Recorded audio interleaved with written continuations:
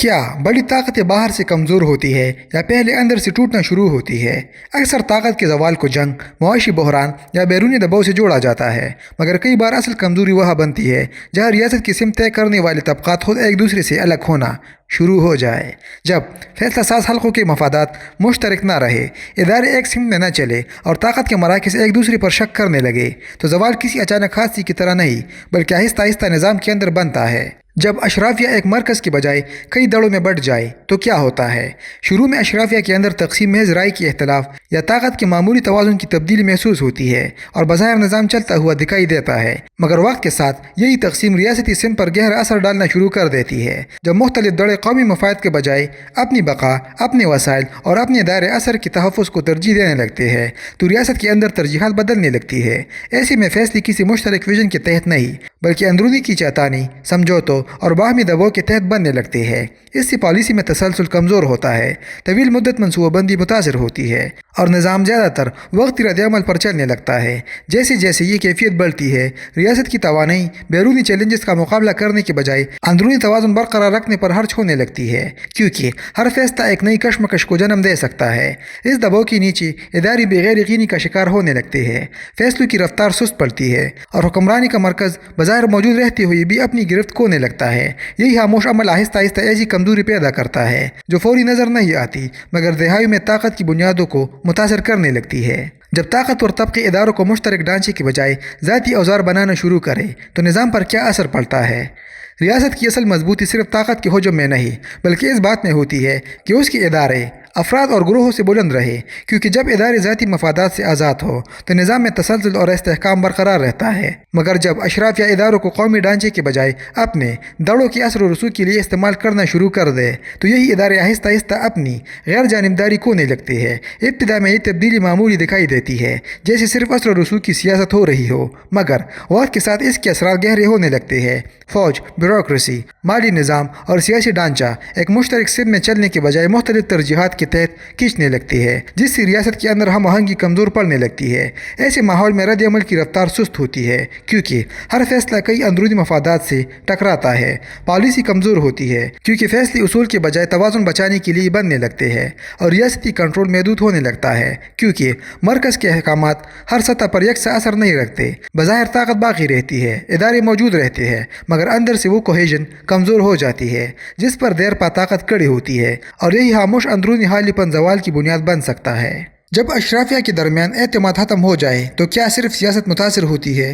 اعتماد کا ٹوٹنا صرف سیاسی اختلاف یا وقتی کشیدگی پیدا نہیں کرتا بلکہ یہ حکمرانی کی پوری عمل کو آہستہ آہستہ متاثر کرنے لگتا ہے، کیونکہ ریاستی طاقت صرف اداروں سے نہیں بلکہ ان اداروں کے درمیان اعتماد کے ربط سے چلتی ہے۔ جب طاقت کے مختلف مراکز ایک دوسرے کو شراکت دار کے بجائے ممکنہ خطرہ سمجھنے لگے تو معلومات کا بہاؤ محدود ہونے لگتا ہے، اہم فیصلوں میں شفافیت کم ہو جاتی ہے اور بعض اوقات معلومات جان بوجھ کر روکی یا چھپائی جانے لگتی ہے تاکہ دوسری دڑیں فائدہ نہ اٹھا سکیں۔ ایسے ماحول میں فیصلے بروقت ہونے کے بجائے تاخیر کا شکار ہوتے ہیں، کیونکہ ہر اقدام کے پیچھے شک اور احتیاط شامل ہو جاتی ہے۔ ابتدا میں ریاست بظاہر رد عمل دیتی رہتی ہے اور نظام چلتا ہوا محسوس ہوتا ہے، مگر مسلسل عدم اعتماد کے دباؤ میں طویل حکمت عملی متاثر ہونے لگتی ہے، کیونکہ مشترک سمت بنانے کے لیے جو اعتماد چاہیے وہ کمزور پڑ چکا ہوتا ہے۔ اس کے نتیجے میں ریاست زیادہ تر فوری بحران سنبھالنے میں مصروف رہتی ہے، جبکہ مستقبل کی منصوبہ بندی پیچھے چلی جاتی ہے۔ یہی وہ مرحلہ ہوتا ہے جہاں بظاہر مستحکم طاقت اندر سے غیر مؤثر ہونے لگتی ہے،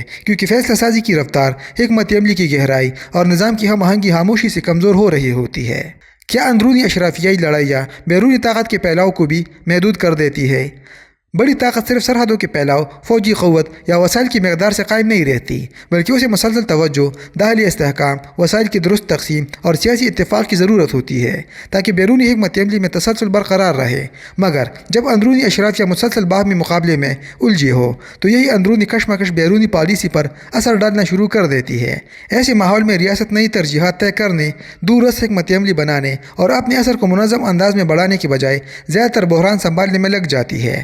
ہر بڑا فیصلہ بیرونی ضرورت کے بجائے اندرونی توازن کے حساب سے بننے لگتا ہے، جس سے حکمت عملی رد عمل پر آ جاتی ہے۔ وقت کے ساتھ اتحادی بھی غیر یقینی محسوس کرنے لگتے ہیں، کیونکہ انہیں طاقت کے مرکز میں مستقل سمت دکھائی نہیں دیتی، جبکہ مختلف قوتیں اس تقسیم کو کمزوری کے اشارے کے طور پر پڑھنے لگتی ہے۔ اس دباؤ کے نیچے بیرونی اثر آہستہ آہستہ سکڑنے لگتا ہے، کبھی معاہدوں میں، کبھی سفارتی وزن میں اور کبھی ڈیٹرنس کی ساکھ میں۔ مگر اہم بات یہ ہے کہ یہ کمزوری اکثر باہر سے پیدا نہیں ہوتی، بلکہ اندرونی بکھراؤ اسے جنم دیتا ہے۔ جہاں ریاست بظاہر طاقتور رہتی ہے، مگر اس کی بیرونی ریچ خاموشی سے محدود ہونے لگتی ہے۔ جب اشرافیہ اصلاح کے بجائے اپنی بقا کو ترجیح دے تو زوال کیوں تیز ہو جاتا ہے۔ ہر طاقتور نظام میں وقت کے ساتھ مسائل پیدا ہوتے ہیں، کیونکہ کوئی بھی ریاستی ڈھانچہ مکمل طور پر جامد یا بے نقص نہیں ہوتا، مگر اصل فرق اس بات سے پیدا ہوتا ہے کہ اشرافیہ ان مسائل کو کیسے دیکھتی ہے اور ان کا جواب کیسے دیتی ہے۔ اگر طاقتور حلقے یہ محسوس کرنے لگے کہ اصلاح ان کی ذاتی مفاد، اثر و رسوخ یا قائم طاقت کے توازن کے لیے خطرہ بن سکتی ہے، تو وہ تبدیلی کو مؤخر یا محدود کرنے لگتے ہیں۔ ابتدا میں نظام بظاہر چلتا رہتا ہے، ادارے کام کرتے ہوئے نظر آتے ہیں اور استحکام کا تاثر برقرار رہتا ہے، مگر اندرونی سطح پر کارکردگی آہستہ آہستہ کمزور ہونے لگتی ہے۔ پرانے طریقے نئے دباؤ سنبھالنے کے قابل نہیں رہتے، مگر ان کی جگہ نئے ڈھانچے نہیں آتے، جس سے مسائل حل ہونے کے بجائے جمع ہونے لگتے ہیں۔ وقت کے ساتھ ہی جمع شدہ دباؤ اس مرحلے تک پہنچ سکتا ہے جہاں اصلاح کی گنجائش تو کرنے لگتی ہے، کیونکہ ہر تبدیلی مزید عدم استحکام پیدا کرنے کا خطرہ بن جاتی ہے۔ پھر بحران ایک اچانک واقعہ نہیں رہتا، بلکہ برسوں کے مؤخر فیصلوں کا منطقی نتیجہ بن جاتا ہے۔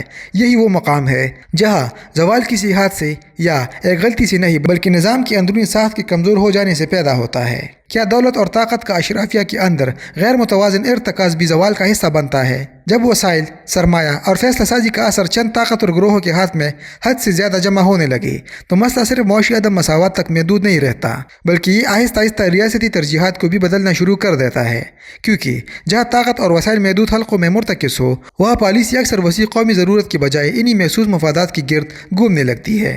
ابتدا میں یہ صرف ترجیحات کے فرق جیسا محسوس ہو سکتا ہے، مگر وقت کے ساتھ اس کے اثرات گہرے ہونے لگتے ہیں۔ ریاستی رد عمل پوری نظام کو مضبوط بنانے کے بجائے ان حلقوں کے تحفظ کے لیے بننے لگتا ہے جو پہلے ہی طاقتور ہے، جس سے وسیع ادارہ جاتی توازن متاثر ہوتا ہے۔ نتیجتاً وسائل کی تقسیم، حکمت عملی اور اصلاح کا عمل بھی محدود مفادات کے تابع ہونے لگتا ہے۔ یہ دباؤ فوری بحران کی صورت میں ظاہر نہیں ہوتا، اسی لیے اکثر نظر انداز ہو جاتا ہے، مگر دہائیوں میں یہی عدم توازن ریاست کی اجتماعی قوت کو سکڑنے لگتا ہے، کیونکہ طاقت کا ڈھانچہ وسیع بنیاد کے بجائے تنگ مفادات پر کھڑا ہونے لگتا ہے۔ بظاہر ریاست طاقتور دکھائی دے سکتی ہے، مگر اندرونی سطح پر وہ کوہیژن کمزور پڑنے لگتی ہے جو دیر پا طاقت کو سہارا دیتی ہے، اور یہی خاموش ایروژن زوال کی بنیاد بن سکتی ہے۔ جب نئی اشرافیہ پرانے طاقت کے ڈھانچے کو چیلنج کرے تو کیا یہ تجدید بنتی ہے یا ٹکراؤ؟ بعض اوقات نئی قوتوں کا ابھرنا کسی ریاستی نظام کے لیے تازگی، اصلاح اور نئی سمت کا ذریعہ بن سکتا ہے، کیونکہ بدلتے حالات میں نئے مراکز طاقت بعض اوقات پرانے ڈھانچوں کی کمزوریوں کو چیلنج کرتے ہیں۔ مگر اگر پرانے اور نئے طاقت کے مراکز کے درمیان اصولی انضمام نہ ہو، مشترک قواعد نہ بن سکے اور اقتدار کی منتقلی منظم انداز میں نہ ہو، تو یہی تبدیلی استحکام کے بجائے تصادم کی شکل اختیار کر سکتی ہے۔ پرانے حلقے اپنی گرفت برقرار رکھنے کے لیے مزاحمت کرتے ہیں، جبکہ نئے حلقے جلدی اثر اور زیادہ حصہ چاہتے ہیں، اور اس کی چاہتانی سے ریاست کے اندر دو مختلف رفتاریں پیدا ہونے لگتی ہے۔ ایک نظام پرانے توازن کو بچانا چاہتا ہے اور دوسرا اسے بدلنا چاہتا ہے، جس سے فیصلے الجھنے لگتے ہیں، پالیسی میں تسلسل کمزور پڑتا ہے اور حکمت عملی اکثر غیر مستقل ہو جاتی ہے۔ وقت کے ساتھ بیرونی دنیا بھی ایسی طاقت کو متوازن اور پر اعتماد قوت کے بجائے ایک اندرونی طور پر منقسم نظام کے طور پر دیکھنے لگتی ہے۔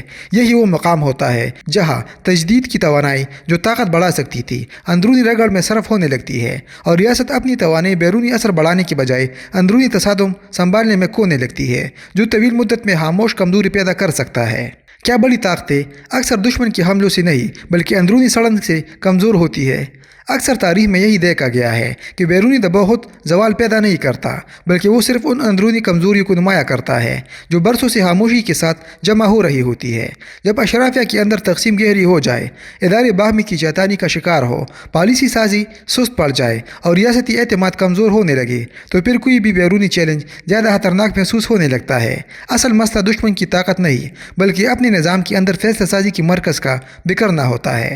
جب مرکز کمزور ہو تو وسائل موجود موجود ہونے کے باوجود ریاست کی سمت دھندلا جاتی ہے۔ اکثر بڑی طاقتیں اسی مرحلے پر غلطی کرتی ہے کہ وہ عسکری قوت یا معاشی حجم کا استحکام سمجھ لیتی ہے، حالانکہ اصل استحکام ادارہ جاتی ہم آہنگی، سیاسی اتفاق اور مسلسل اصلاح میں ہوتا ہے۔ جب ایلیٹ فریگمنٹیشن مستقل صورت اختیار کر لے تو مختلف طاقت مراکز اپنے اپنے مفادات کو قومی سمت پر ترجیح دینے لگتے ہیں، اور یہی خاموش تقسیم وقت کے ساتھ اسٹریٹجک پیرالائسس پیدا کرتی ہے۔